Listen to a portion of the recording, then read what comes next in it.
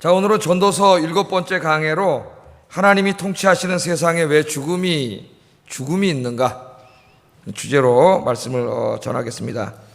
이 솔로몬은 두 번째 설교를 시작하면서 하나님의 절대적인 주권에 대해서 설교했습니다.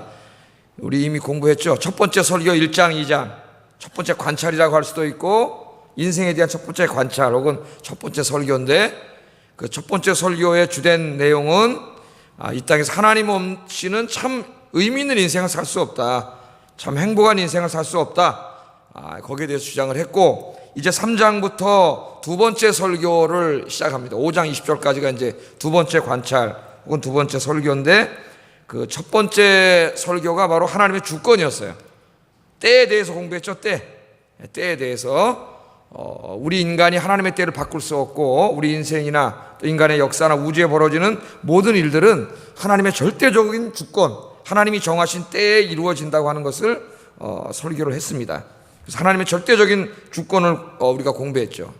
우주가 이렇게 하나님 창조하신 우주의 운행이라든가 인간의 역사라든가 한 개인의 생사화복까지도 우연한 일들의 연속이 아니고 하나님의 절대적인 주권하에서 이루어진다. 여러분 이걸 믿습니까?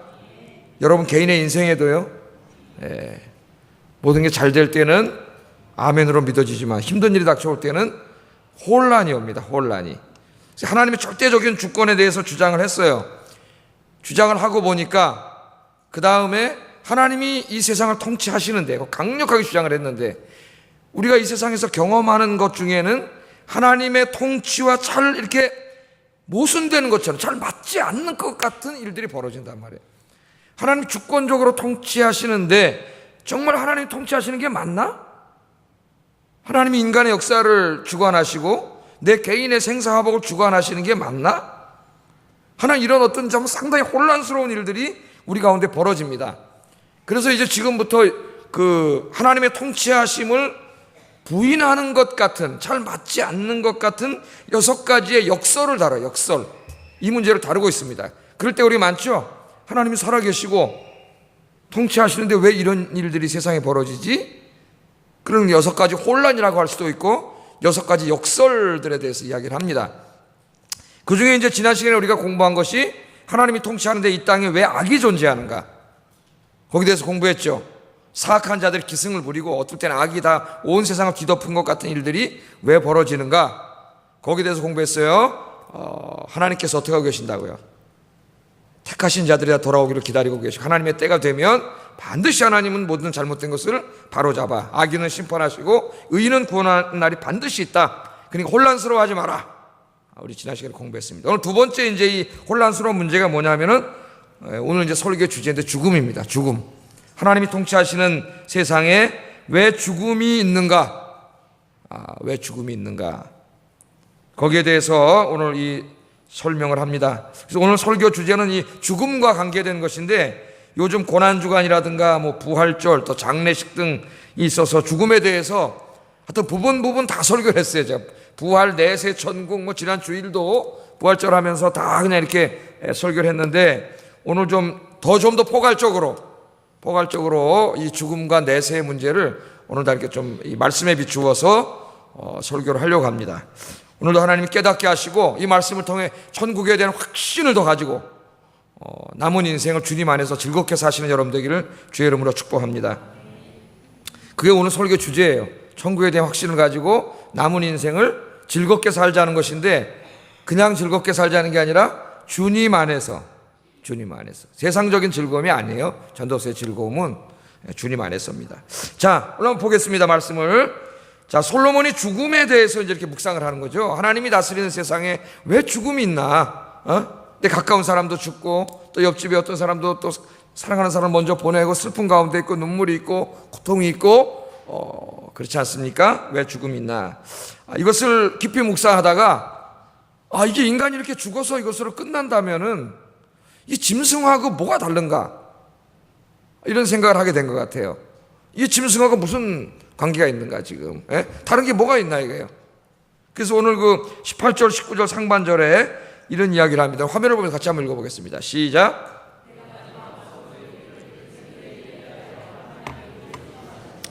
그들이 자기가 짐승과 다름이 없는 줄을 깨닫게 하려 하심이라 하였노라. 인생이 당하는 일을 짐승도 당하나니 그들이 당하는 일이 일반이라. 다 동일한 호흡이 있어서 짐승이 죽음같이 사람도 죽으니. 그렇게 이야기를.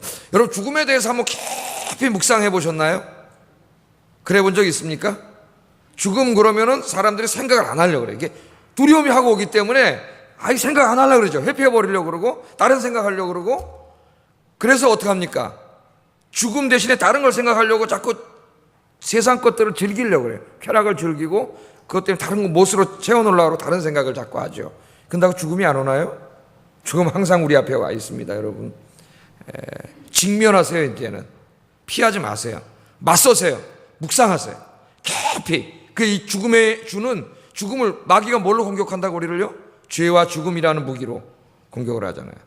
여러분은 부활을 믿지 않습니까?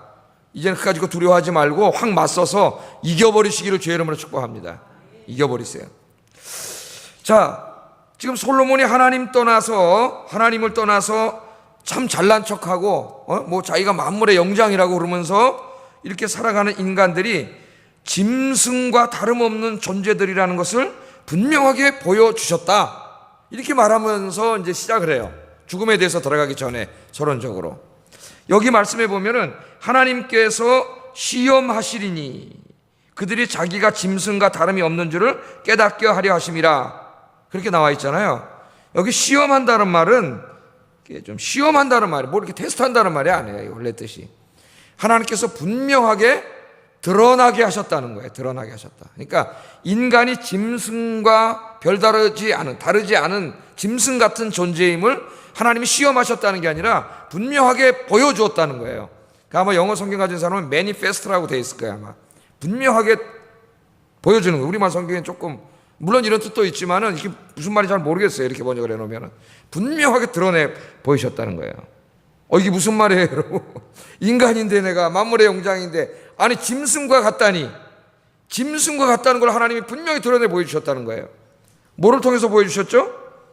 이 말씀 앞에 있는 16절 17절에도 걸리고 그 다음에 나오는 18절 죽음에도 걸립니다. 둘 다 걸려요, 이 말씀이. 자, 그럼 첫 번째 한번 생각을 해보세요. 16절 17절을 염두에 두고 있는 말씀입니다. 하나님이 인간이 짐승과 다를 바 없는 존재임을 보여주셨어요. 이미 16절 17절을 통해서. 16절 17절이 뭐예요? 이 세상에서 의로운 척하고 고상한 척 혼자 다 하면서 뒤에서는 온갖 악을 행하는 사람들입니다. 악을 행하는 사람들. 이 사람들이 지도자들이에요. 지금으로 말하면 판사요, 검사요, 지도자입니다. 가장 정의를 시행해야 될 사람들이에요. 그렇죠? 하나님을 대신해서 옳고 그름을 판단하는 위치에 있는 사람이 하나님의 정의를 시행해야 되는 가장 중요한 사람이고, 그래도 아무리 사회가 썩어도 거기만큼은 정의가 있어야지. 그래 억울한 사람들이 억울한 일 안 당할 거 아니에요. 거기마저 썩으면 그건 소망이 없는 사회예요. 만약에 거기가 썩었다면 나머지 사회는 볼 것도 없는 거죠. 그런데 지금 거기에 악이 있어요. 거기에. 옳고 그름을 판단해서 정의를 세워야 되는 그곳에 그 일을 담당하는 자들이 악인이에요. 그럼 나머지는 뭐 말할 것도 없어요. 사회가 다 타락했다는 거죠. 이런 사람들이 뇌물 받아먹고 부당한 판결을 합니다. 가난하고 힘없는 사람들 눈에서 피눈물 나게 합니다. 그런데 뒤에서는 이런 악을 행하고 또 이렇게 사람들 앞에서는 의로운 척하고 굉장히 훌륭한 척합니다. 우리나라도 그렇잖아요. 뭐 어떤 전직 판사가 그때 신문에 났대. 사채업자들한테 형님 누님 그러면서 따라다니고 돈 받아먹고, 뒤에 가서는 판사는 대단한 것 같은데, 뒤에 가서는 그 돈의 노예로 살지 않습니까? 여러분? 뒤에서는 그런 일을 해요. 그런데 오늘 하나님께서 그들에게 거울을 보여줍니다. 네 모습을 좀 봐라. 네 모습을. 네 모습을 보라. 거울을 보여줘요. 그 거울을 보면은 고상한 판사가 그 앞에 있는 게 아니라 흉측한 짐승이 있습니다. 짐승이. 하나님의 말씀에 비춰보면은 고상한 무슨 지도자, 거룩하고 이로운 척하는 그 사람의 모습이 있는 게 아니라 짐승의 모습을 보라는 거예요. 네의 짐승. 그렇게 사는 사람이 뭐하고 다르지 않아요? 짐승하고 다르지 않다는 거예요. 짐승. 여러분, 이 세상에서 제일 치욕스러운 욕이 뭐예요? 야, 이 짐승 같은 놈아. 저거 짐승 같은 놈이야. 짐승 같은 인간이야. 여러분, 그 제일 심한 욕 아닙니까? 예? 누구에게 그런 욕을 해요? 도저히 인간이라고 볼 수 없는 그런 파렴치한 죄를 지은 사람들, 그런 파렴치한 행동을 사람들 보고 저는 짐승 같은 놈 그러잖아요. 짐승 같은 놈. 사람이 어떻게 사람의 탈을 쓰고 저런 일을 하나? 예? 저게 짐승이지 않느냐? 그런데 오늘 하나님 뭐라 그러냐면은 하나님께서 거울을 비춰줘가지고 이렇게 악을 행하는 자들이 뭐라고 해요? 뒤에서 악을 행하는 자들, 사람 앞에서는 거룩한 척하면서 뒤에서는 온갖 악을 행하는 자들을 뭐라고 보여요? 딱 보여줘서 뭘 보여줘요? 네가 바로 짐승하고 뭐가 다르냐? 네가 짐승이라는 게 짐승. 그렇게 사는 사람. 여러분, 그렇게 내가 살고 있다면 하나님 나를 뭐로 보고 계세요? 짐승 같은 놈으로 보고 있어요. 짐승. 그것을 오늘 여기에 보여줍니다. 사람들이 여러분 얼마나 나쁜 사람도 사람들 앞에서는 얼마나 선하게 보이고 싶어해요. 자기 훌륭하게 보이고 싶어하고 다 그래 인정받고 싶어하고, 그러면서 뒤에서는 어떻게 해요? 뒤에서는 온갖 추악한 죄를 다 저질러요. 하나님이 그걸 뭐로 봐요? 짐승. 네가 짐승임을 하나님이 분명하게 보여주셨다는 겁니다. 거울을 비춰서 짐승이라는 모습을. 하나님 오늘 그런 이야기를 여기에 하십니다. 이런 얘기가 있습니다. 어느 날 강도가 말이죠. 무서운 강도가 탁 복면을 쓰고 말이죠. 어떤 집에 밤에 칼을 들고 탁 들어갔어요. 문을 살짝 열고 탁 들어가다 보니까 자기보다 먼저 강도 한 놈이 딱 들어와 있는 거야, 앞에. 자기는 태어나서 그렇게 흉측하고 무서운 강도는 처음 봤어요. 자기도 강도지만은. 그래 깜짝 놀라가지고 칼을 탁 대니까 걔도 칼을 탁 대는 거예요, 둘이. 그래서 막 탁 이렇게 맞서는데 막 볼수록 무서운 강도예요. 근데 한참 그렇게 맞서고 있다가 그만 칼을 놓고 주저앉았다는 겁니다. 왜냐하면 그 강도가 바로 거울에 비친 자기예요, 자기.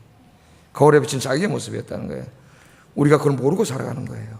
예? 자기가 강도인데, 자기가 흉악한 자인데, 하나님 보시기에 짐승 같은 인간인데, 그걸 모르고 자기는 거룩한 척을 알고 거울에 들여다본 그 거울에 비친 자기의 모습이 그 흉측한 모습이 자기인지는 모르고 산다는 거예요. 아주 굉장히 우리에게 교훈을 주지 않습니까? 여러분, 오늘 우리가 이 말씀 속에서 우리가 하나님 말씀의 거울 앞에 서가지고, 하나님 앞에 서가지고 우리 자신에 대해서 한번 깊이 생각해 봐야 됩니다. 여러분, 우리 인생에 대해서 좀 여러분 자신에 대해서 많은 생각을 해봐야 돼요. 우리가. 나는 하나님 앞에 어떤 사람인가요? 사람들 앞에서 꾸며진 모습이 아니라 그런 사람들은 속아요. 그러나 하나님은 다 알고 계세요. 하나님은 보고 계세요. 하나님 앞에 나의 모습은 어떤 모습인가? 신약에도 그런 자들이 나오죠. 바리새파, 성경을 연구하고 사람들에게 존경받는 사람들, 제사장들, 또 백성의 지도자로 군림하는 장로들, 겉으로 볼 땐 거룩한 척하고 의로운 척하지만 우리 예수님이 와서 딱 보니까 뭐예요? 독사의 새끼들이에요. 회칠한 무덤들이에요. 주님께서 거울을 비춰줍니다. 네 모습을 보라는 거예요. 네 모습을. 근데 안 쳐다봐, 그 사람들이. 안 쳐다보고 거울을 비추는 예수님을 십자가에 죽여버렸어요. 그걸 보고 회개하고 깨달으라 그런 건데, 오늘 이 말씀을 왜 주세요? 하나님께서 네 모습을 보라는 거예요. 여러분, 하나님 앞에서, 말씀의 거울 앞에서 늘 자신을 보세요. 오늘도. 그래서 반성을 해야 돼. 어쩌면 거기에 비친 모습이 흉측한 강도가 나일 수도 있고요. 오늘 하나님이 말씀하신 짐승이 바로 나일 수 있습니다. 여러분, 어떤 사람이세요? 하나님 앞에 늘 하나님 앞에, 말씀 앞에 바로 서서 자신을 돌아보고, 여러분 늘 자신을 쳐서 복종시키는 여러분 되기를 주의 이름으로 축복합니다. 그래야 여러분 성화가 이루어지고 하나님 앞에 조금씩 변화가 이루어지는 거예요. 변화가. 자기 성찰을 하지 않는 사람에게는 성숙이 있을 수 없습니다. 성숙과 성장이 이루어지지 않아요. 10년이 20년이 지나도 매 그 모습입니다, 인격이. 그러나 말씀의 거울 앞에 자기의 흉측한 모습을 무섭지만 보고, 짐승 같은 자기의 모습을 보고 하나님 앞에 회개하고 가슴을 치고 가슴을 찢고 통회하는 사람은 성숙해 가요. 거룩해져 가요. 주님 닮은 사람으로 변화돼 가요. 나중에 1년만 지나도 사람들이 깜짝 놀라요. 저 사람이 어떻게 저렇게 변했지? 그래서 그 사람이 전도지가 됩니다. 여러분이 그런 분 되기를 주의 이름으로 축복합니다. 자, 이렇게 하나님께서 솔로몬을 통해서 짐승이라고 하니까 사람들이 항변합니다. 아니, 우리가 어떻게 짐승인가? 우리는 만물의 영장이 아닌가? 지금까지 인간이 그렇게 주장해 왔어요. 계몽주의 시대 이후에 하나님은 제껴버리고 하나님이 있긴 뭐가 있냐? 아직도 자기의 인생을 저기 있는 무슨 하나님과 연관시켜서 생각하고 의존하는 사람은 그게 무슨 계몽된 인간이냐? 그건 바보 같은 원신이지. 우리 인간의 이성이 있어서 이성의 판단으로, 스스로의 판단으로 얼마든지 우리는 행복한 사회를 만들고 파라다이스를 만들고 그렇게 할 수 있다고 계몽주의 주장했잖아요. 하나님한테 독립선언을 했어. 독립선언을. 그래서 니체라는 사람은 신이 죽었다고 이야기하고 이제까지 중세 1000년 이상의 그 기독교 문화에 있던 유럽으로부터 탈피를 시작했습니다. 이제는 하나님은 죽여버렸어. 이제는 자기 인생을 스스로가 책임져야 돼. 하나님을 죽이고 나니까 남는 게 뭘까요? 절망과 허무예요. 절망과 허무. 절망과 허무가 몰려와서 허무주의가 나오고 전쟁이 일어나고 서로 죽이고 여러분 그렇게 된 겁니다. 여러분. 아니 우리가 이렇게 이성적인 인간인데 아니 우리 보고 짐승이라고 이렇게 모독적인 얘기를 해? 이 기독교 이놈의 새끼들 그냥 성경책 다 찢어버려야 되겠다 그냥. 여러분 요새 현대인들이요 죄에 대해서 얘기하는 걸 제일 싫어합니다. 악에 대해서 얘기하는 거 제일 싫어해요. 그래서 이 심리학이라고 하는 게 우리에게 많은 도움도 주지만은 죄의 악이란 말을 하지 않아요. 다 병들었다 그래. 병들었다고. 다 아프다 그래. 다 상처라고 미화시켜요. 예? 어떤 사람이 살인을 해도 네 잘못이 아니야. 너 과거에 잘한 거 보니까 가정이 이렇게 불우했고 이런 가운데 이렇게 자랐고 이렇게 자라가지고 그렇게 된 거야. 넌 아픈 거지. 이따운 얘기를 해요. 이게 여러분 자기의 잘못을 깨닫지 못하는 사람에게 치유가 이루어질 수 없습니다. 죄는 분명히 죄고 심리학자 아들러가 말했듯이 전적인 자기 책임이에요. 더 불우한 환경 가운데서도 어떤 사람은 그 환경을 극복하고 대통령이 된 사람도 있고 훌륭한 학자가 된 사람도 있고 5살 때 엄마 아버지를 다 잃어버렸던 폴 트루네 같은 사람은 훌륭하게 자라서 내과 의사, 정신과 의사, 독실한 기독교인이 됐지 않습니까? 여러분 이 죄를 죄로 인정하지 않고 악을 받아들이지 않으려고 하는 이게 지금 사탄이 만들어 놓은 덫이라고 생각해요. 그랬더니 신학에서도 다 없애버려요. 지금 자유주의 신학자들이 지옥을 다 없애버렸습니다. 지옥이 없다는 거예요. 지옥이 어딨냐는 거예요. 하나님 그렇게 사랑이 많으신데 누가 죄졌다가 평생 동안 지옥에다 가다 놓는 하나님은 어디냐는 거예요. 예? 지옥을 없애버려요. 현대신학이 지옥을 없애버려요. 교묘하게. 예. 하나님이 다 구원한답니다. 예수 안 믿는 사람도 다 구원한대요. 그럼 도대체 예수님이 왜 십자가에서 못 박아 죽으셨는지 이해가 되지 않습니다. 인간이 이렇게 항변하는 거예요. 항변을 해요. 그랬더니 하나님께서 네가 짐승과 다를 바 없다는 또 다른 증거를 보여주세요. 그게 뭐냐면 죽음입니다. 이젠 죽음. 예? 죽음이에요. 인간은 죽습니다. 그가 아무리 공부를 많이 했다고 하더라도 아무리 커다란 권력을 가지고 있다고 하더라도 아무리 돈이 많고 건강하다고 하더라도 아무리 예쁘고 잘생겼다 하더라도 모든 인간은 죽습니다. 그리고 죽음 후에는 한 줌의 흙으로 돌아갑니다. 맞습니까? 부정해 보세요. 누가 아니라고. 부정할 사람 있나요? 아무도 없어요. 진리예요. 그 어느 누구도 죽음 앞에 예외가 없습니다. 죽음 앞에서는 모두가 평등합니다. 다 평등해요. 전도서의 중요한 가르침 중에 하나예요. 인간이 이 땅에서 어떤 삶을 살았던 결국 한 줌의 흙으로 돌아간다면 결국 동물과 다를 바 없다는 거예요. 동물. 이 말씀은 무신론적이고 물질주의적 세계관을 가진 사람들을 염두에 두고 하신 말씀입니다. 정말 인간의 삶이 이 세상의 삶으로 끝이 나면 인간이 동물과 다를 게 무엇이 있냐는 거예요. 에?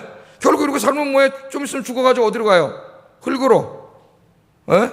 동물도 흙으로 똑같아요. 다 대자연 속에 그냥 흙으로 돌아가 버리는데 없어지는데 짐승보다 나은 게 뭐냐? 짐승보다 나은 게. 하나님 떠난 인생이라고 하는 것은 결국 흙으로 육신이 썩어서 돌아가 버리면 짐승하고 아무 다를 게 없다는 거예요. 지금 잘난 척하고 뭐 똑똑한 척하고 뭐 공부 좀 했다 그러고 돈 좀 있다 그러고 뭐 인기가 있고 명예가 있고 권력이 있다가 까불어대지만은 조금 있으면 다 죽잖아요. 아주 조금 있으면 다 죽어요. 그렇게 길지 않아요. 벌써 부활절 주일 지난 지가 1시간 전 같은데 3일 지나갔고 오늘 또 3일 예배. 3일. 또 있으면 금요 예배들이. 또 주일 예배들이. 1년 또 가고. 그러다 지금 여러분 연세 되지 않았습니까? 여러분? 이 지금 무엇을 말하고자 하는 거예요? 하나님을 믿지 않는 사람, 이 세상이 다인 줄 알고 이 세상에서 좀 더 누리고 모으고 즐기고 사는 것을 인생의 목적으로 삼는 사람. 그래서 그것을 좀 더 얻으려고 재판하는 자리에 앉아서도 뇌물 받아먹고 또 돈도 벌고 나쁜 짓 하고 이런 걸 예사로 하는 이 사람들 이런 인생이 이게 짐승하고 뭐가 같냐는 거예요. 죽어서 흙으로 돌아가는데 짐승과 같은 자라는 거예요. 하나님 그걸 계속 우리에게 보여줍니다. 하나님께서는요 이사야 선지자를 통해서 하나님을 떠나 이 땅의 것들에 코박고 살며 온갖 죄를 짓고 사는 사람들을 향하여 더 심하게 말합니다. 전도서는 양반이에요. 그래도 더 심하게 말씀하셨어요. 이사야 1장 2절 3절 읽어보겠습니다. 이사야 1장 2절 시작.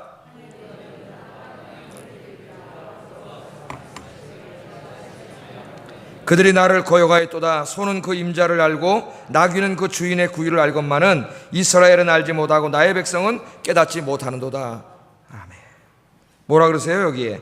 하늘이여 들으라, 땅이여 귀를 기울이라. 하나님께서 하늘과 땅에다가 이야기 너무 답답하셔가지고, 인간이 하나님 말씀을 안 들으니까 하늘이여 들으라, 땅이여 들으라. 하나님 그렇게 말씀을 하세요. 소도 누굴 알아요? 그 임자는 알아요. 임자. 소도 아무리 민물이라도 자기 밥 주는 임자는 알고 그 임자 말은 들어요. 소도. 맞습니까? 소 키워보신 분, 말 잘 듣죠? 나귀도 뭘 알아요? 주인의 구유는 알아요. 그런데 이 하나님의 백성이라고 하는 이스라엘은 하나님을 알지 못해. 하나님을 깨닫지 못해. 지금 무슨 말을 하는 거예요? 하나님 떠나서 세상이 썩어 없어져 흙으로 돌아갈 이게 단지 알고 여기다만 쌓고 바르고 모으고 이거 더 얻으려고 거짓말하고 속이고 뇌물 받아먹고 부정한 짓 하고 나쁜 짓 하고 이렇게 살아가는 인생들은 짐승만도 못한 놈이다 그 말이에요. 한마디로 이사야 선지자는 짐승만, 소 나귀만도 못한 자. 전도사는 양반이에요. 그래도 짐승과 뭐가 다르냐 이 정도 얘기했지만 이사야는 짐승만도 못한 인간이라는 거예요. 짐승만도. 하나님 보실 때 그런 사람은 짐승만도 못한 삶을 살아가고 있다는 것입니다. 여러분, 우리가 이거를 볼 때 이 죽음은 이제 좀 이따 우리가 생각해 볼 것이지만은 우리의 죄 때문에 발생한 하나님의 형벌입니다. 형벌. 그게 가장 강력한 의미예요. 형벌이에요. 그러나 때로는 이 형벌인 죽음을 통해서 하나님이 우리에게 선한 일을 하셔요. 죽음을 통해서 우리 인생이 유한하다고 하는 것을 우리가 알게 되고, 그래서 그 죽음 때문에 우리가 이 절대자를 찾게 되고 자기 인생을 반성하게도 되고 하나님께로 가게 만들어요. 그런 의미에서는 역설적으로 죽음이 하나님의 선물이라고 말할 수도 있겠습니다. 원래는 형벌이죠. 형벌. 죄 때문에 죽음이 들어와 있으니까. 그래서 하나님께서 전도서를 계속 읽다 보면은 무슨 말씀이 나오냐면 잔치집에 가지 말고 장례식 상당한 집을 가라 그랬어요. 슬픔 당한 집을. 왜? 거기 가서 첫째는 위로해야 되겠죠. 위로하기 위해서도 가지만 그 다음에 전도서 문맥에서 중요한 말씀은 너도 언젠가는 저렇게 될 자이라는 것을 깨달아라. 늘 생각하라는 거예요. 늘. 너무 세상 재미에 빠지면 자기가 언젠가 여기 떠나야 된다는 걸 잊고 살아요. 사람이 인생을 다 낭비해 여기다가. 그러나 자꾸 장례식장을 가보세요. 그때마다 겸허해지고 나도 언젠가 죽게 되겠구나. 그러면서 어떻게 돼요? 자꾸 다짐을 하게 되고. 장례식장에서 하는 목사님 설교가 대부분 그런 설교들이에요. 인생 낭비하지 말고 남은 인생을 이제는 좀 더 의미 있는 일에 투자하고 삽시다. 그럼 적어도 장례식 갔다 온 날만큼 참 어떻게 돼요? 우리가 경건해지고 자기 인생을 되돌아보고 자꾸 하라는 거예요. 그렇게 너무 재밌는 곳으로 나가 있으면은 하나님을 돌아볼 겨를도 없고 자기가 언젠가는 흙으로 돌아갈 존재임을 깨닫지 못해요. 그럼 결국 흙으로 돌아갈 이까짓 거를 위해서 다 돈 써버려. 이 흙으로 돌아갈 이까짓 거를 위해서 인생 다 낭비하고. 이거 제일 불쌍한 사람이거든요. 세상 사람들은 그런 사람 부러워해요. 또 교회 다니는 사람들, 믿음 없는 사람은 그런 사람 어떻게 해요? 제일 부러워해요. 그런 사람을. 그게 뭘 부러워요? 똑같은 사람이에요. 요새 그 개콘에 보면은 도찐, 개찐 이런 게 있어요. 안 믿는 사람이나 교회 엉터리로 다니는 사람이나 도찐, 개찐이에요. 도찐, 개찐. 별 차이가 없어요. 불쌍한 사람들인데 끼 얼마나 불쌍한 사람이에요, 여러분. 그래서 장례식장에 가가지고 내가 언젠가는 나도 다 놓고 빈손으로 왔으니 빈손으로 가야 된다는 걸 늘 생각하세요. 좀 있으면 나와 이제 우리가 어디로 가는지. 근데 이 사람들은 하나님을 안 믿으니까 뭐 가는 것도 안 믿잖아요. 내세가 있다는 것도 안 믿고. 그러니까 이게 다인지 알고 여기다가 다 그냥 모으고 쓰고 이렇게 하다 늙어가지고 다 가는 거예요. 여기다 아무리 많이 해봐야 뭐가 남겠어요. 제가 지난번에도 말씀드렸지만 저희 장모님 돌아가셔서 화장하셨을 때 보니까 뭐만 남냐 하면은 등에 보철물 넣은 것만 남더라고요. 태우니까. 종이 태우면 하얗게 된 것 같이 다 몸은 그거밖에 왜끔 남아요. 안 줍니다. 사람이 남는데 뭐만 안 탔냐 하면 거기 보철물 집어넣은 거는 안 타잖아요. 그밖에 안 남아요, 여러분. 뭐 금리빨 끼워놓으면 금리빨 저는 여기다 보철 끼워놨어요. 저도 임플란트. 아마 다 태우면 요거만 남을 거야. 요거만 남을 거예요. 인생이라는 게 다 그런 거예요. 떠날 수밖에 없는. 거기다가 투자하지 말고 여러분 이제 좀 이따 결론이 나오기 때문에 거기 가서 결론을 내려야 되는데 하여튼 좀 더 좀 의미 있는 일에 하나님 기뻐하시는 일에 좀 많이 좀 헌신하면서 사시기를 주의 이름으로 축복합니다. 솔로몬이 이렇게 말해요. 19절 20절 여기 한번 다시 화면 보면 읽겠습니다. 시작.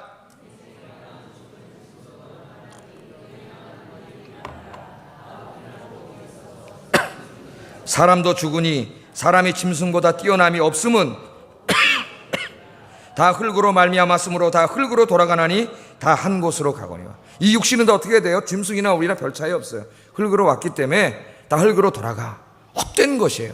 전도서에 계속 뭐가 나와? 헤벨이 무슨 말이에요? 헛되다. 헛되다는 뭐라 그랬죠? 안개요, 연기요, 신기루요, 실체가 아니에요. 다 그런 것들이에요.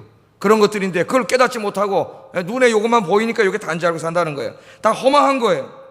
죽음으로 끝나는 것이고 흙으로 돌아가는 것입니다. 흙으로.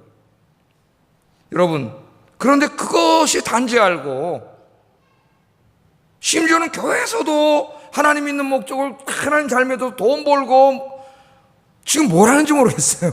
우리 예수님이 그렇게 배격했던 만몬에서 물질 숭배를 하나님을 잘 믿으면 그것을 얻는 것이 목적인 것처럼 다시 우상을 가르쳐요. 교회에서 이 강단이 타락을 했어요. 그래야 사람이 많이 오니까 좋아하니까 복음과 다른 이야기를 해요. 물론 하나님이 우리에게 필요하시면 여러분 기도하면 돈도 더 주시고 사업도 잘 되게 하시고 성공하게도 하시고 다 하나님이 하게 해 주셔요.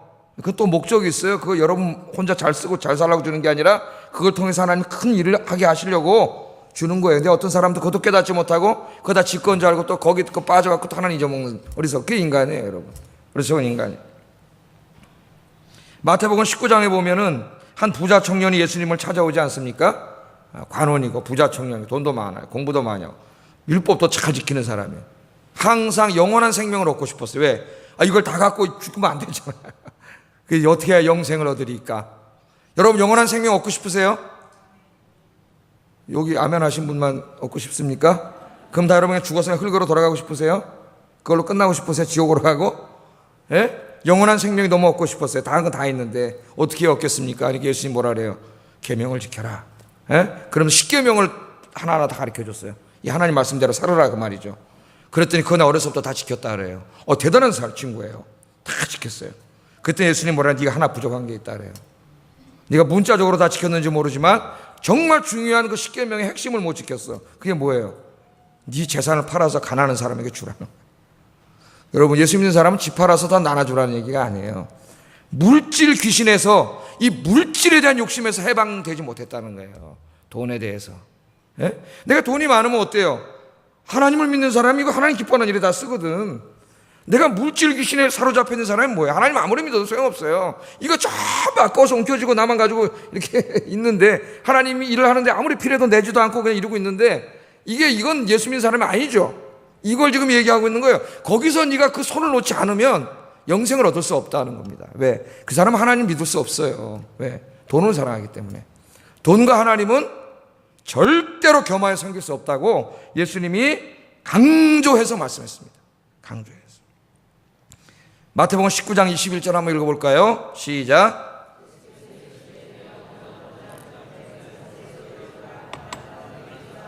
그리하면 하늘에서 보화가 내게 있으리라. 그리고 와서 나를 따르라. 아멘. 돈을 사랑하는 상태에서는 주님을 따를 수 없습니다. 내가 주님을 따르고 있다는 것은 거짓말이에요. 따를 수 없어요. 절대로.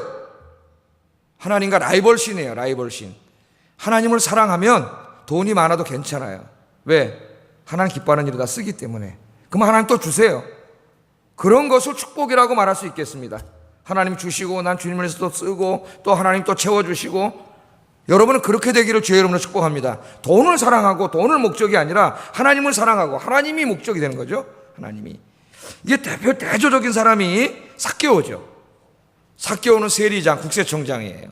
권력과 돈이 있는 사람입니다. 그런데 어느 날 자기 예수님 만나지 않습니까? 예수님을 만나고 말씀을 듣다 보니까 자기가 죄인임을 깨달았어요. 자기가 이제까지 돈의 귀신에 사로잡혔고 온갖 못된 짓을 다 해왔다는 걸 깨닫고 예수님을 만난 다음에 어떻게 해요? 내 재산의 이제 소유의 절반을 팔아서 가난한 사람한테 주고 손해 끼친 사람에서 4배로 다 갚아주겠다고 그렇게 말하잖아요. 예? 누가복음 19장 8절 한번 읽어보겠습니다. 시작.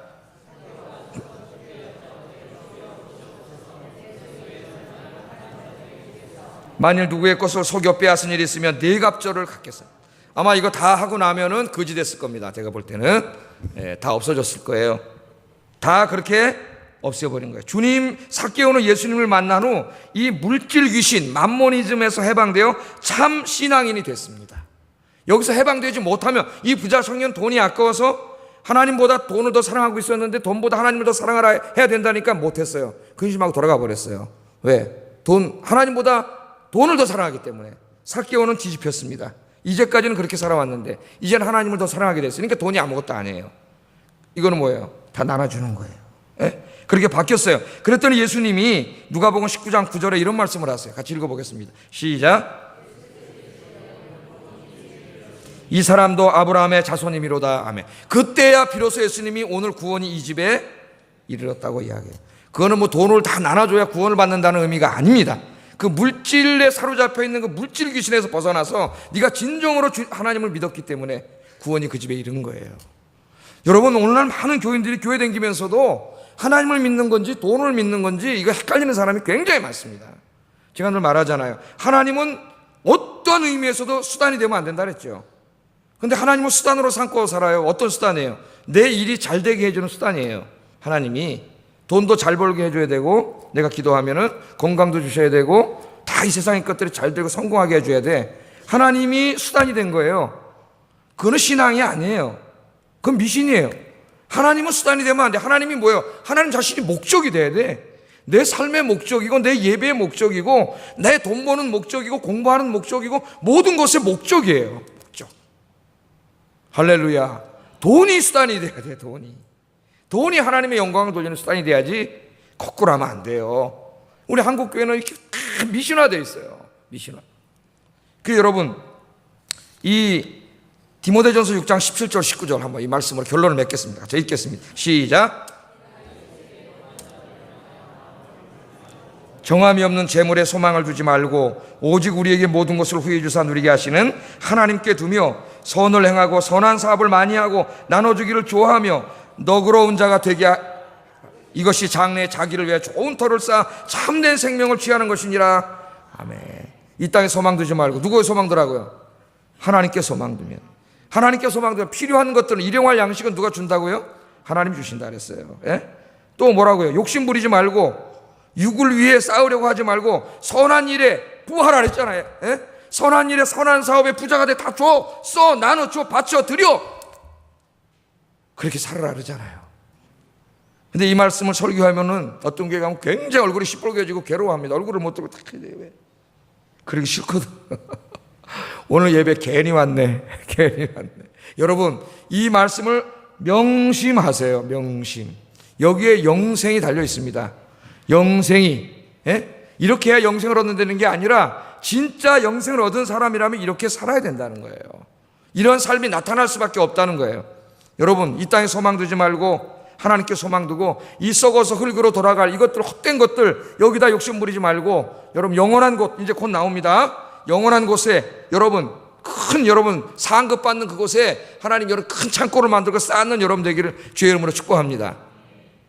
그래서 그 다음 말씀이 나오는 거예요. 이제 오늘 여기 이제 핵심이 왜 그렇게 살아야 되냐 이거야. 예? 하나님 안 믿는 사람들은 저 쪼다 같은 놈 아니냐. 죽으면 흙으로 돌아가 그래 끝나는데 뭐하러 그렇게 살아. 예? 여기서 다 내가 쓰고 살다 죽어야지. 그 자식 다 물려줘야지. 그렇지 않다는 거죠. 솔로몬이 뭐라 그래요? 왜 그렇게 살아야 되느냐? 죽음으로 끝나지 않기 때문입니다. 물론 육은 흙으로 돌아가요.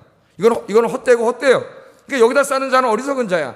그런데 그걸로 끝나지 않아요. 21절 읽어보겠습니다. 시작.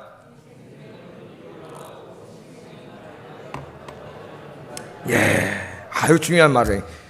수사적인 화법을 사용해서 부정적인 질문을 유도하는 수사법을 사용합니다. 인생들의 혼은 위로 올라가고 짐승들의 혼은 땅으로 내려가는 줄을 누가 알겠느냐. 그러니까 답은 뭐예요? 아무도 모른다. 그 말이 모른다. 이게 안타까운 거예요. 인간의 비극이 여기에 있습니다. 우리가 죽어서 흙으로 돌아감으로 끝나는 게 아니라 우리의 영혼이 생명의 본질인 영혼이 하나님께로 돌아간다는 사실을 알아야 되는데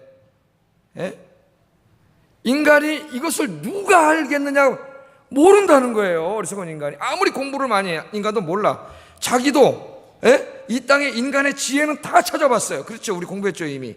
유명한 학자들의 책, 뭐 종교서적, 철학서적만이 아니라 저작거리에 나가서 이 사람들이 하는 얘기까지 다 자기가 다 거기에 이런 게 없어요. 알지 못해. 이거 성경만 가르쳐 주는 거예요. 하나님 말씀만 가르쳐 주는 거예요. 이거를 누가 하려, 이거를 알지 못하는 게 인간의 비극이 여기서 시작되는 거예요. 여기서. 이 세상이 다인지 알기 때문에. 교회 다니는 사람도 말로는 천국을 믿는다 그러지만은 사는 거 보면은 이 세상이 다인 것처럼 사는 사람하고 별반 다를 게 없이 똑같이 살아요. 하나님 보실 때는 뭐라 그래요? 짐승이에요, 짐승. 짐승 같은 그런 인생을 산다는 거예요. 여기에 혼, 인생들의 혼, 이 혼은 루하, 하나님이 인간을 창조하실 때 불어넣은 겁니다. 바로 그걸 말하는 거예요. 그러니까 인간에게 적용될 때는 영혼이에요, 영혼을 말하는 거예요. 근데 짐승의 혼은 그러니까 짐승에도 영혼이 있나? 그런 말이 아니에요. 짐승에게 적용될 때는 짐승에는 호흡이에요, 호흡, 생명. 그러니까 짐승은 죽어서 그냥 땅에 끝나는 거죠. 없어지는 거예요. 그러나 인간은 육은 그렇게 되지만 하나님이 불어넣으신 생명의 본질인 이 영혼은 어디로 가요? 위로 간다는데, 이 위로 간다는 말은 이제 12장 7절에 가면은 하나님께로 간다. 12장 7절 한번 찾아보세요, 빨리. 12장 7절. 본문에는 위로 간다 그랬어요. 위가 어디냐? 12장 7절에 보면 하나님이에요. 같이 한번 읽어보겠습니다. 시작.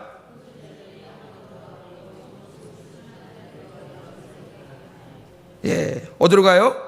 하나님께로 가요. 하나님께로. 믿습니까? 여러분 이제 하나님 앞에 서야 돼요. 자, 여러분은 죽음 후에 어떤 일이 벌어지는지 아시죠?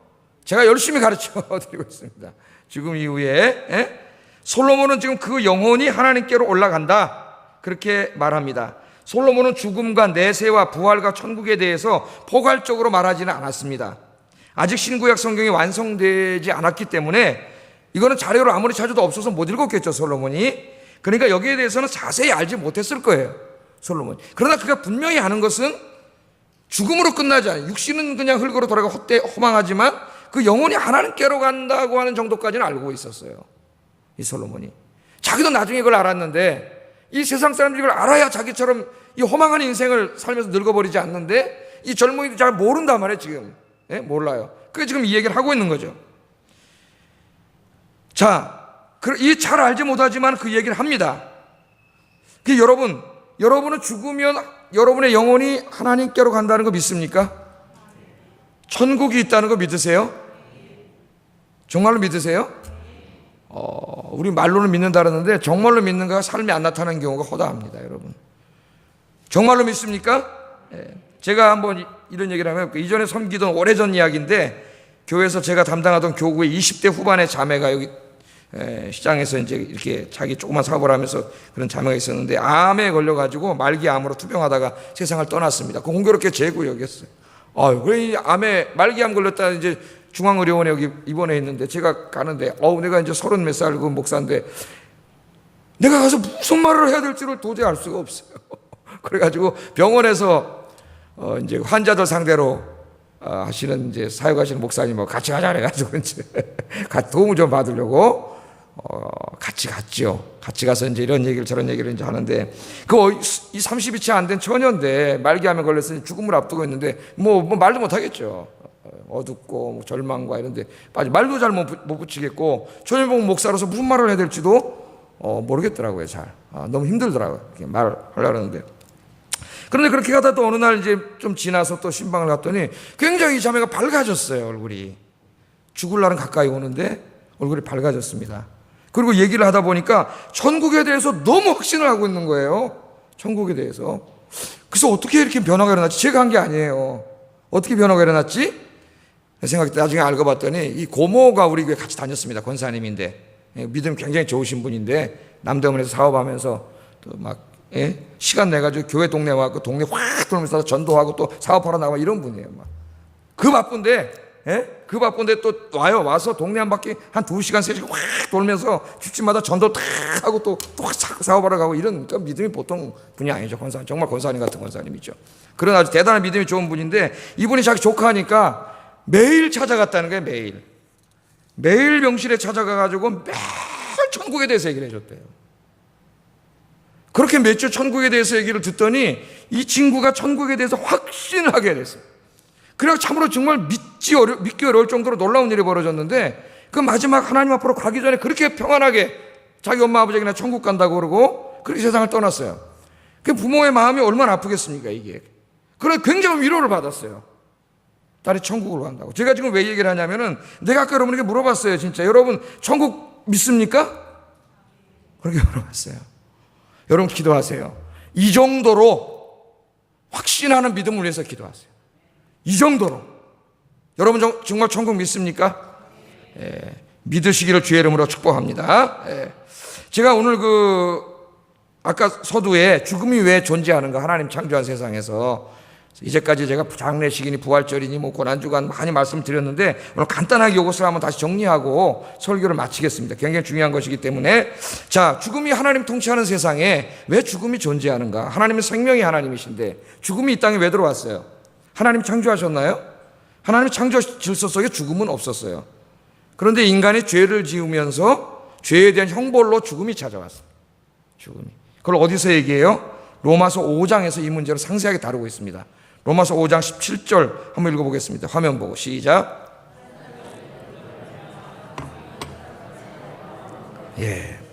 그러니까 이 죽음은 인간의 죄 때문에 들어온 거예요. 인간이 죄 짓지 않았으면 어떻게 돼요? 죽음은 없습니다. 우리는 하나님 주신 영원한 생명을 누리며 살게 돼 있었는데, 죄를 짐으로 죽음이 찾아오게 됐어요. 그래서 성경을 맨 처음에 읽으면은 900살 이상을 삽니다. 다 900살. 지금 생각해 보니까 끔찍한, 엄청 900살을 살아 도대체 어떻게 되는 거예요, 막. 근데 이게 점점 성경 줄어들어 가지고 나중에 이제 100살을 못 살게 되고, 시편에 보면은 강건함 70이요, 아니 70, 인생이 70이요 강건함 80이라도 그 세월이 그냥 구름처럼 그냥 지나간다 그랬지 않았습니까? 바람처럼 지나간다고 그렇게 얘기했는데, 요새는 또 다시 의학이 발전해 가지고 한 평균 연령이 이제 8, 90 정도 이렇게 100년은 못 살아요. 100년은 못 살고 짧게 이렇게 살다가 우리가 가고 있습니다. 그 어느 날 우리가 죽게 되죠. 죽어요. 그 죽으면 어떻게 됩니까? 죽었어요, 오늘 내가. 그럼 어떻게 돼요? 우리 살아있을 때는 하나님이 불어넣으신 루하흐, 아까 호흡, 그 영혼이 함께 있어요. 육과 하나 일체가 되어 있습니다. 이 인격이에요. 같이 있는 거예요, 이렇게. 그런데 내가 오늘 딱 죽었어요.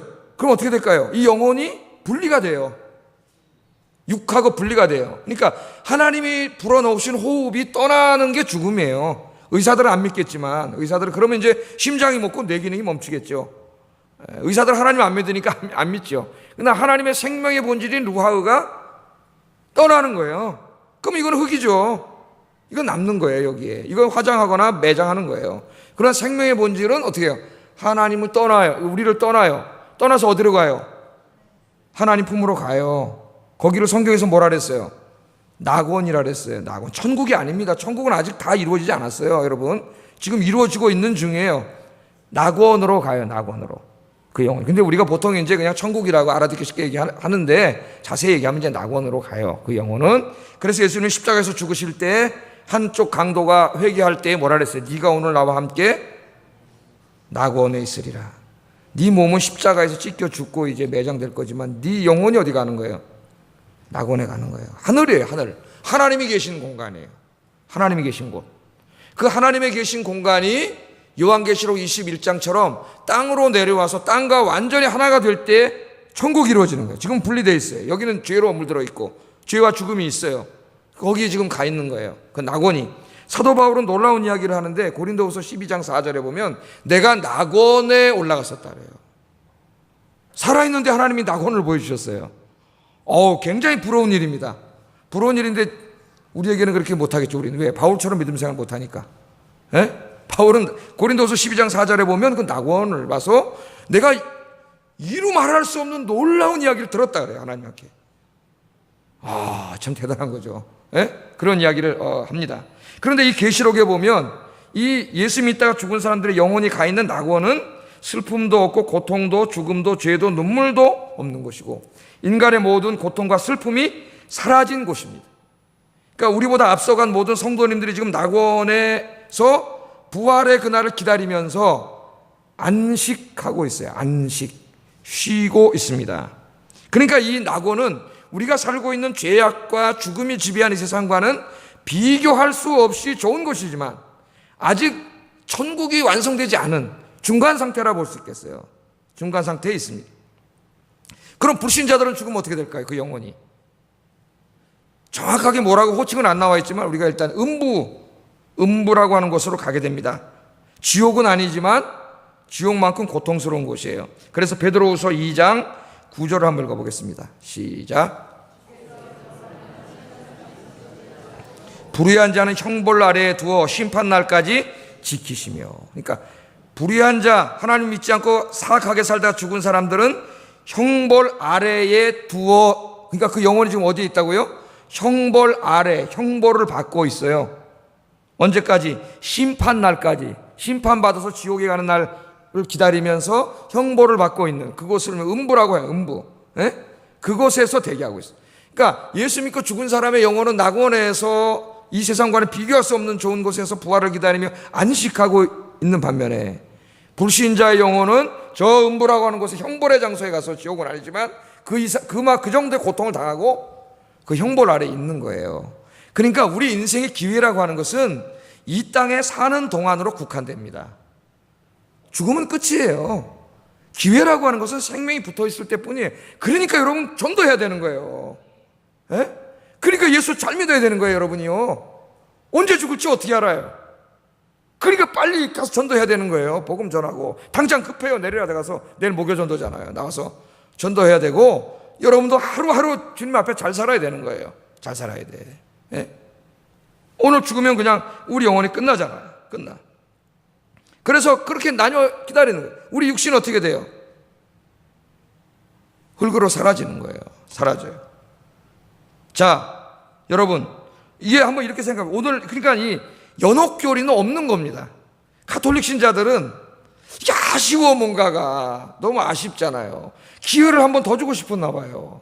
그래서 성경에 없는 얘기를 하기 시작했어요. 뭐냐면은 여기서 그냥 이렇게 교회 성당에 왔다 갔다 했지만 예수는 제대로 안 믿고 그냥 건성으로 왔다 갔다 하고 좀 못되게 살고 이런 사람들 그냥 지옥 갔다 그러면은 좀 뭔가 그러니까 지옥과 천국 사이에 하나 더 만들어 놨어요. 연옥이라고. 그래갖고 이 사람들은 천국에 못 가고 어디로 가요? 그래도 연옥에 가. 그 연옥은 뭐 하는 데냐면 여기는 정화의 장소예요. 이거 이제 쉽게 얘기하면 이게 막 이제 얼차려 장소예요. 얼차려 장소 가서 막 그냥 못된 짓 한 거에 대해서 막 이제 막 당하고 그러면서 막 그런 곳에 있다가 거기서 그가 진짜 회개하고 뭐 하면은 천국으로 간다는 거예요. 이렇게 교리를 만들어 놓고 중세에는 거짓말을 더 시켜가지고 여기서 자식들이 교회도 헌금 많이 하고 건축헌금 많이 하고 이렇게 하면 연옥에 있던 부모님이 어디로 간다 그래요?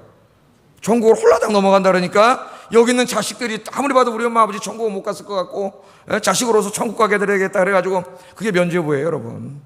그냥 파라만 거짓말까지 이게 막 이제 튀어나온 거예요. 여러분, 연옥은 없습니다. 이 생으로 끝이에요. 그래서 인생이 중요한 거예요. 우리의 하루하루는 매우 매우 중요한 거예요.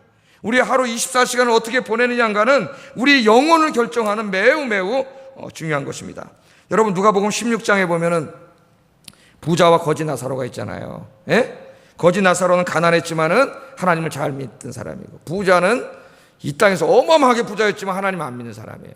조금 이따 둘 다 죽었어요. 성경에 보니까 둘 다 죽었는데 한 사람은 아브라함 품에 안겨 있네. 거지 나사로는. 그런데 이 부자는 어디가 있어요? 쫙 구렁텅이 저 음부에 가서 빠져가지고 너무 불구덩이에서 뜨거웠고 나 물 한 방울만 좀 찍어달라고. 그러니까 거기와 거기의 거리가 너무 심연이 있어서 갈 수 없다 그러잖아요. 갈 수 없다. 갈 수 없는. 거기 한 번 가면 끝이에요. 운명이 결정되는 거예요. 그러니까 여러분, 우리가 언제 죽을지 아냐고. 언제 죽을지 알아요. 오늘 죽을지도 모르는데. 항상 우리는 종말론적인 생각을 가지고 살아야 돼요. 오늘 밤에 자다가 가는 사람 많습니다. 심장마비로 죽으려고 생각했겠어. 죽을지 꿈에도 생각 안 하고 잤는데 아침 못 일어나는 사람도 있어요. 여러분, 오늘 하루하루를 중요하게 여기고 정말 그날 하루하루를 주님과 함께 살아가시는 우리 아영교회 성도님들 되시기를 주의 이름으로 축복합니다. 네, 하나만 더 이제 하고 이야기를 마치려고 하는데, 자, 그래서 이제 주님이 재림하셨어요. 그래서 그럼 어떻게 된다? 주일날 먼저 죽은 자들이 부활하고 살아있는 자는 변화돼 가지고 이 땅에 천국이 이루어져서 다 이제 공중으로 올라가서 주님 영접해서 이 땅에 천국에 내려와 가지고 같이 살아요. 천국에 영원히 주님과 함께 사는데, 그럼 한 가지 더 우리가 해결해야 될 게 있습니다. 여기서 지금 그게 뭐냐면은 과연 천국에 간 모든 사람은 똑같을까? 이런 거죠. 어떤 사람은 참 어려서부터 예수 믿어가지고 정말 주님이 열심히 봉사하고 일하고 선한 일을 많이 하다가 죽어서 천국 간 사람이 있고, 어떤 사람은 진짜 예수 믿기 전에 바로 직전에 나쁜 짓 평생 해먹다가 바로 회개해가지고 이렇게 간 사람도 있을 수 있고, 또 교회는 다닌다고 했지만 어영부영 다니고 못된 짓 다 하다가 어떻게 간신히 부끄러운 구원 받아가지고 온 사람도 있을 텐데, 천국에 가면 이게 다 똑같을까? 상급 이론이 나오는 거예요. 아니다. 하나님이 더 열심히 신앙생활하고 이런 사람들은 상급이 있을 것이다. 어떤 사람은 아니 상급이 없다. 이 두 가지로 나뉘어 있습니다. 여러분 상급이 있을 것 같아요? 없을 것 같아요? 있을 것 같아요? 없을 것 같아요? 제 스승이신 김세인 교수는 상급 반대예요. 상급 없다래요. 왜냐하면 구원 자체가 완전한 것이기 때문에 그 상급이 있어서 더 좋은 게 받으면 그 구원이 어떻게 완전할 수 있느냐. 저한테 이런 주장을 해요. 제가 이제 대화를 하는 중. 그러니까 상급이라는 건 있을 수 없다는 거예요. 최근에 나온 책을 보니까 또 주님을 위해서 열심히 봉사하고 일한 것들이 금과 은과의 비유로 나오잖아요. 고린도전서 3장에 동으로 남고 엉터리 섬긴 사람들은 그냥 다 불에 타서 없어져 버리고 이 얘기를 하지 않습니까? 그러면서 그게 상급이라 그래요. 그러니까 상급을 또 영어를 아주 부정하지도 않으시는 것 같아 보니까 나는 상급이 있다고 생각해요. 난 이렇게 생각합니다. 그 사람이 정말 평생 예수를 믿으면서 선하게 살고 주님을 위해 헌신하고 봉사하고 살다가 천국에 간 사람하고 아무것도 한 일도 없고 정말 부끄러운 구원을 받고 간신히 간 사람하고 천국에 가서 똑같다면은 나는 그 하나님이 불공평한 거 아닌가요? 여러분 어떻게 생각해요? 난 그럼 하나님 불의하지 않은가요? 난 그렇게 생각을 해요. 그 이 사람들이 이렇게 이야기합니다. 아니 목사님, 아니 저 예수님 포도원 비유 못 들으셨어요? 포도원 비유 아침에 들어간 사람도 1달란트, 1시간 전에 끝나기 1시간 전에 들어간 사람도 1달란트 똑같이 하나님께서 주셨는데 뭐가 다릅니까? 그거는 구원에 관한 것이에요. 구원은 똑같아요. 그러나 구원이 아니라 구원받은 사람들 중에 나는 상급이 있다고 생각합니다. 근데 우리가 이제 이게 조심해야 될 게, 옛날에 부흥사 목사님들이 상급 그러니까 천국에 가면 어떤 사람 신앙생활 잘하면 100평짜리 아파트에다가 막 수영장 딸린 집을 주고 올리브나무가 있고 지금 이슬람교 애들이 그러죠. 저 극단주의 이슬람 애들이 테러하는 애들은 그렇게 가르쳐줘요. 네가 이 폭탄을 묻고 저기 들어가서 미국 놈들 까부시고 죽으면은 그럼 넌 천국에 가면 제일 이쁜 여자 5명 섹시로 주시고 하나님이 집 5채 주고, 정말 이래요. 정말입니다. 그렇게 애들이 죽는 거예요. 그러니까 그 말도 안 돼. 그런 거는 거짓말 있을 수 없는 거예요. 그러나 성경에는 정말 주님을 위해서 희생하고 헌신하고 살다가 사는 사람들이 왔을 때 어떤 비유로 말씀하냐면 그 면류관을 씌워주는 걸 얘기해요. 그거는 올림픽 비유거든요. 올림픽에 탁 경주해가지고 1등하면 뭐 걸어줘요? 면류관을 걸어주면 그 옆에 남은 사람들, 난 상급이 그거라고 생각해요. 구원은 똑같습니다. 구원은 완전해요. 구원에 부족한 것이 있다면 구원이 아니에요. 구원은 완전한 것이에요. 우리는 다 하나님 형상대로 변화됩니다. 구원 받지만 나는 상급은 영광이라고 생각해요. 그 구원받은 사람들이 모여 있는데 탁 한 사람이 나왔어요. 여기 사도 바울 탁 나왔더니 바울이 한 일들이 쫙 지나가요. 어마어마한 일을 했잖아요.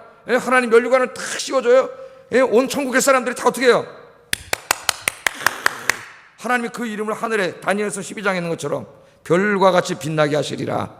아멘. 그러나 천국이기 때문에 아무도 시기하지 않습니다. 아무도 질투하지 않습니다. 거긴 죄가 없어요. 천국이 완전한 구원을 이루었어요. 다 칭찬해주고 다 영광이지만 나는 그 영광이 아닌가, 그런 생각을 합니다. 우리 개인도요, 내가 살다 보면 어떤 사람 자기가 신앙생활 잘 해가지고 점점 자기를 죽이고 예수님의 인격과 성품을 잘 닮아서 죽기 전의 모습이 예수님같이 죽은 사람이 있는 반면에, 이건 교회는 평생 다녔지만 엉망진창으로 살다가 어떤 죽어가지고 그냥 그 인격이 하나도 변화되지 않은 상태로 죽었을 때 어떻게 되느냐. 물론 구원받으면, 그 사람이 구원받았다면 하나님이 부활의 몸으로 다 똑같이 변화시켜 주시겠지만, 주님 앞에 가기 전까지의 내가 하나 이 작품인데 나도 이 인격과 신앙을 훌륭하게 가꿨던 그 사람은 나는 그 자체가 영광이라고 생각해요. 할렐루야. 거기에 대해서 하나님이 박수 쳐준다고 생각합니다. 면류관 주시고. 그러니까 여러분 주님 앞에 갈 때까지 여러분 인격과 신앙을 잘 다듬으셔서 주님 앞에 갈 때 여러분 모습이 가장 아름다운 여러분들 되시기를 주의 이름으로 축복합니다. 하나님 앞에 가서 박수 받고 면류관 받고 불에서 튀어나온 것처럼 부끄러운 걸 얻어가지고 그거라도 얻으면 다행이에요. 그런 인생이 아니라 정말 주님 앞에 여러분 헌신하고 신실하게 신앙생활하고 예수님 닮은 사람이 돼서 하나님 앞에 가면 면류관 씌워주고 박수 받는, 영광 받는 여러분 되시기를 주의 이름으로 축복합니다. 자, 마지막 결론적으로 오늘 22절 한번 읽어보겠습니다. 시작. 22절 시작. 더 나은 것이 없음을 보았나니 이는 그것이 그의 몫이기 때문이라. 아, 그의 뒤에 일어날 일이 무엇인지를 보게 하려고 데리고 올 자가 누구이랴. 아멘. 자, 이처럼 천국을 그럼 소망하면서 사는 사람은, 그 영혼이 하늘로 간다는 것을 믿고 사는 사람은 그러면 이 땅에서 어떻게 살아야 됩니까? 천국만 바라보고 살아야 됩니까? 에? 그게 아니에요. 어떻게 살아야 해요? 여기 보면은 지금 여기에 주어진 삶에 대해서 어떻게 하라고요? 자기 일, 자기가 살아가는 그 삶에 대해서 어떻게 하라고요?